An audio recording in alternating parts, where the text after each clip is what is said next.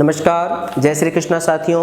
Astro voices में आप सभी का बहुत बहुत स्वागत है। साथियों, आज ज्येष्ठा नक्षत्र की बात करेंगे। ज्येष्ठा नक्षत्र वृश्चिक राशि के अंतर्गत आता है और वृश्चिक राशि के स्वामी मंगल देवता है और ज्येष्ठा नक्षत्र के स्वामी बुध देवता है।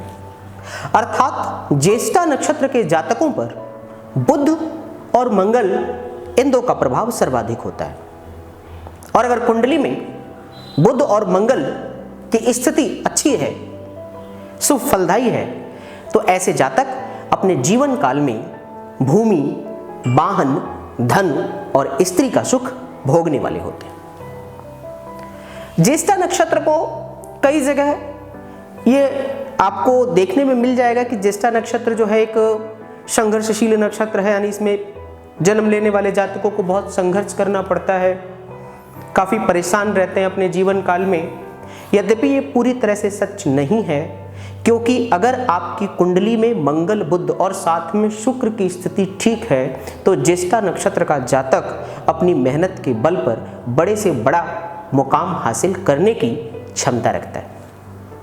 ज्येष्ठा नक्षत्र को गंड मूल नक्षत्र के नाम से भी जानते हैं, अर्थात मूल नक्षत्र के जो दोष होते हैं वो कहीं न कहीं ज्येष्ठा नक्षत्र वाले भी इससे पीड़ित होते हैं। तो अगर किसी बालक का जन्म ज्येष्ठा नक्षत्र में हो तो उसे भी मूल शांति करा लेनी चाहिए। यद्यपि उसका नक्षत्र मूल नहीं है, लेकिन फिर भी ज्येष्ठा को मूल नक्षत्र के अंतर्गत ही माना जाता है और कहीं ना कहीं ऐसा ही दुष्प्रभाव ऐसे जातकों पर हो जाता है। इसलिए मूल शांति का पाठ करा लेना चाहिए। ऐसा व्यक्ति जो ज्येष्ठा नक्षत्र में जन्मा हो चापलूसी कभी नहीं करता, अपनी बात को बिल्कुल स्पष्ट बोलने वाला होता है, मुंह पर बोलने वाले होते हैं और इसी कारण से इनके मित्रों की संख्या कम होती है। कारण ये है कि आप सभी इस चीज से अवगत हैं कि मीठा बोलने वाले, चापलूसी करने वाले लोगों के इर्द गिर्द लोगों की संख्या ज्यादा होती है, परंतु बिल्कुल सच बोल देने वाले लोगों के साथ बहुत कम लोग खड़े होते हैं। तो ज्येष्ठा के साथ ये समस्या है। ज्येष्ठा नक्षत्र के जातक चापलूसी कभी नहीं करते और जो भी बात होती है वो स्पष्ट और मुंह पर बोल देते हैं, जिस कारण से इनके मित्रों की संख्या कम होती है। अब जैसा कि मैंने कहा, अगर शुक्र की स्थिति अच्छी है तो राजनीति में बहुत अच्छा पद प्राप्त कर लेते हैं। पत्रकारिता में, संपादकीय में, कूटनीतिज्ञ, सरकारी सेवाओं में उच्च पद और खास तौर से मंगल से जुड़ा कार्यक्षेत्र यानी पुलिस विभाग में उच्च पद प्राप्त करने की क्षमता अपार होती है। व्यापारिक दृष्टिकोण से बात करें तो मैथमेटिशियन, अच्छा गणितज्ञ हो सकते हैं ऐसे जातक। और जमीन जायदाद से संबंधित कार्य, इसमें भी बहुत ख्याति प्राप्त करते हैं। भूमि वाहन से संबंधित कार्य करें तब इनको बहुत विशेष लाभ प्राप्त हो जाता है।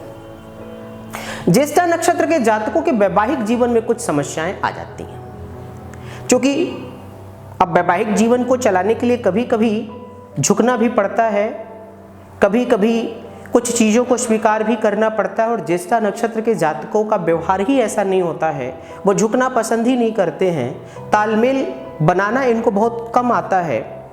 इसलिए ऐसे जातकों के वैवाहिक जीवन में अक्सर समस्याएं देखी जाती हैं। और अगर सप्तम भाव यानी वैवाहिक भाव का सब लॉर्ड और उसका नक्षत्र स्वामी अगर बुरे घरों का कारका भी है 6, 10, 1, तो निश्चित ही फिर तलाक की स्थिति भी बन जाती है। लेकिन अगर यही सप्तम भाव अर्थात वैवाहिक भाव का स्वामी 11वें भाव से जुड़ा हुआ है, सप्तम और द्वितीय भाव से जुड़ा हुआ है, तो किसी प्रकार की कोई समस्या नहीं आती है। अगर ज्येष्ठा नक्षत्र में जन्म लेने वाले जातकों को जीवन में किसी भी प्रकार की समस्या का सामना करना पड़ रहा हो साथियों, तो ओम धम नामक मंत्र का उच्चारण इनको करना चाहिए और आसमानी कलर, नीला कलर, आसमानी कलर, लाल कलर, रंगीन कपड़ों का प्रयोग ज़्यादा करना चाहिए। ज़्यादा से ज़्यादा रंगीन कपड़ों का प्रयोग करना चाहिए। गुलाबी कपड़े इनको बहुत फलेंगे, गुलाबी कपड़े, आसमानी कपड़े, तो रंगीन कपड़ों का प्रयोग ज़्यादा से ज़्यादा करना चाहिए। ओम धम मंत्र का उच्चारण करना चाहिए। निश्चित ही इनके जीवन में अगर कहीं ना कहीं कॉस्मिक रिश्ते तारतम्यता टूटी है और जीवन में दुखों की संख्या बढ़ रही है, तो ऐसा करने से इनके दुख कम हो सकते हैं और सफलता के जो रुकावट द्वार हैं वो टूट जाएंगे और ये अपनी सफलता के शिखर पर पहुंच जाएंगे। तो ये ज्येष्ठा नक्षत्र के जातकों का सामान्य परिचय था साथियों। और संपूर्ण फल जानने के लिए तो हमें कुंडली के प्रत्येक भावों के नक्षत्र स्वामी और वो किन किन भावों के कारक हैं उनकी तरफ जाना होगा। सामान्यतः ज्येष्ठा नक्षत्र के जातकों का चरित्र ऐसा ही होता है और लगभग इन्हीं समस्याओं से वो कभी कभी ग्रसित हो जाते हैं। तो मेरे द्वारा बताए गए छोटे छोटे उपायों को करके अपने इन समस्याओं को समाधान कर सकते हैं, उन्हें दूर कर सकते हैं। आशा और उम्मीद करता हूँ साथियों, ज्येष्ठा नक्षत्र में जन्म लेने वाले जातकों को इससे निश्चित ही लाभ होगा और ज्येष्ठा नक्षत्र के जातकों को मेरी तरफ से जीवन में विशेष उन्नति और समृद्धि प्राप्त हो, ऐसी शुभकामनाओं के साथ नमस्कार। जय श्री कृष्ण।